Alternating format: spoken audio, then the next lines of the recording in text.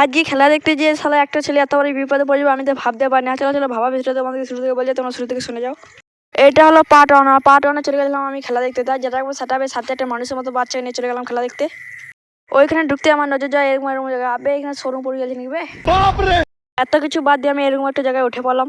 এরকম একটা জায়গায় উঠে আমি এরকম একটা জায়গায় বসে পড়লাম। আর এখান থেকে আমি কিছুক্ষণ খেলা দেখলাম।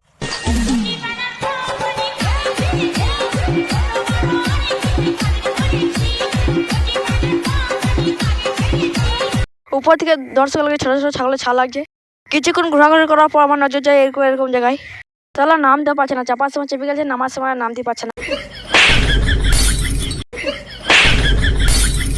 তাই ওকে সবাই মিলে ধরে ধরে নামিয়ে দিলাম।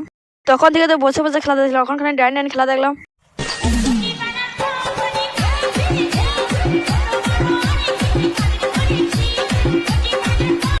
আমরা খেলা দেখা কমপ্লিট করার বাড়ি ছিলাম। আর তোমরা সবাই কমেন্ট করে পার্ট টু বলে।